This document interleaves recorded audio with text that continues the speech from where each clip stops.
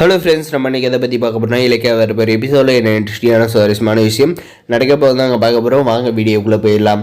நம்ம கௌதம் இலக்கியாவோட ஆசையை நிறைவேற்றியே ஆகணும் அப்படின்ற ஒரு குறிக்கோள் உறுதியோடு இருக்காங்க. ஆனால் பார்த்திங்கன்னா அந்த மாணிக்கத்தோட இடத்த வாங்க முடியாத ஒரு கவலையில் இருக்கிறப்ப யாராவது மாணிக்கத்தை மிரட்டி தான் அந்த இடம் நமக்கு கிடைக்கூடாது பண்ணியிருக்கணும் அப்படின்ற மாதிரி நம்ம இலக்கியாவும் கௌதம் யூகிச்சது சரியே தாங்க சொல்ல முடியும்.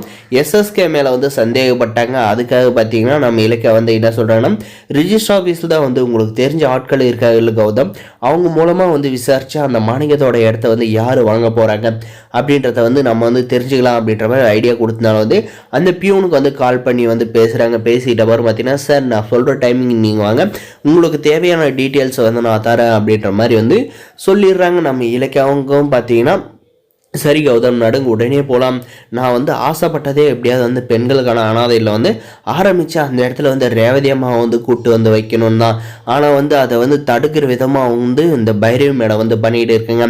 அவங்க இந்த எஸ்எஸ்கே கூட சேர்ந்து இந்த பிளானை பண்ணியிருக்காங்களா, நம்ம அந்த இடத்த வாங்க விடாத, இல்லை இந்த இடத்துக்கு வேறு யாராவது போட்டி இருக்கான்றத தெரிஞ்சுக்கலாம் அப்படின்ற மாதிரி நம்ம கௌதமும் கூட்டிக்கிட்டு அங்கே போகிறாங்க. அந்த பியூனு வராங்க. வந்த அப்புறம் பார்த்தீங்கன்னா, சார் நீங்கள் யூகிச்சது எல்லாமே சரிதான், மாணிக்கத்தோட இடத்த வேற ஆள் வாங்க போகிறதா எங்கள் ரிஜிஸ்ட்ரேஷன் ஆஃபீஸ்க்கு வந்திருக்கு அப்படின்ற மாதிரி சொன்னோம். பார்த்தீங்கன்னா யார் என்ன அப்படின்ற மாதிரி கேட்டதுக்கு பார்த்தீங்கன்னா, அந்த பியூன் அந்த மாணிக்கத்தோட இடத்த நீங்கள் எப்படி ரிஜிஸ்ட்ரேஷன் பண்ணுறதுக்கு டாக்குமெண்ட் கொடுத்தீங்க, அதே மாதிரி அந்த இடத்த வாங்கிறதுக்கு எஸ்எஸ்கேன்ற ஒரு பிஸ்னஸ் மேனை அந்த டாக்குமெண்ட் எங்களுடைய ரிஜிஸ்டர் ஆஃபீஸ்க்கு வந்திருக்கு, அது கூடிய சீக்கிரம் வாங்க போகிறதாவும் தகவல் வந்திருக்கு அப்படின்ற மாதிரி சொல்கிறாங்க.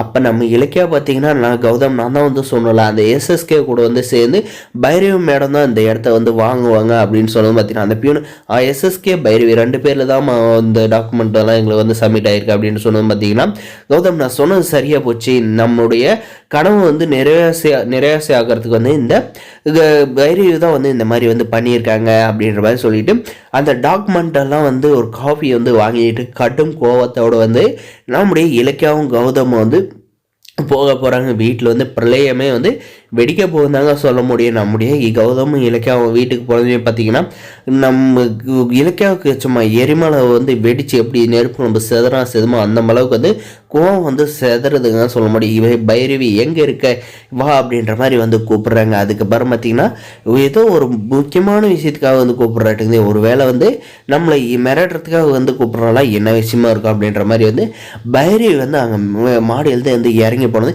என்னடி என் பேரை சொல்லி கூப்பிட்ற அளவுக்கு நீ பெரிய ஆள் ஆகிட்டியா அப்படின்ற மாதிரி கேட்டதுக்கு, நீங்கள் செஞ்சுருக்கிற காரியத்தை உங்கள் பேர் இல்லை, உங்கள் பேர் என் வாயிலிருந்து இருக்கக்கூடாது, வேறு ஏதாவது வரதான் வந்திருக்கணும் அப்படின்னு சொல்லும்போது ஏ பார்த்து பேசுகிறீ அப்படின்னு சொன்னது. பார்த்திங்கன்னா நம்மளுடைய கௌதம் சார் நம்ம ஜானி அம்மா முன்னாடி எல்லாம் இந்த டாக்குமெண்ட்டில் என்ன இருக்குது தெரியுமா, நீங்களும் அந்த எஸ்எஸ்கே சேர்ந்து தான் மாணிக்கத்தோட இடத்த வாங்க போகிறதா இருக்குது, ஏன் எங்களுடைய ஆசையில் நிராசை ஆகிறதுக்கு இப்படி பிளான் பண்ணுறீங்க அப்படின்ற மாதிரி கேட்டதுக்கு, நான் இந்த இலக்கியாவை ஜெயிக்கிறதுக்காக நான் எந்த எக்ஸ்ட்ரீமுக்கும் போவேன், நீ இப்போ கூட சொல்ல அந்த இலக்கியாவை துரத்தி விடணும்னு சொல்ல, அந்த இடத்த ஆசையை நிராசை ஆக்கிறன்னு சொல்லி இப்போவே அந்த இடத்த நான் வாங்குறத விட்டுறேன், அந்த இடத்துல நீ பிஸ்னஸ் கூட பண்ணுன்னு சொல்கிறாங்க. நம்ம கௌதம் இலக்கியாவோட முடிவு என்ன இருக்குன்னு சப்ஸ்கிரைப் பண்ணுங்கள்.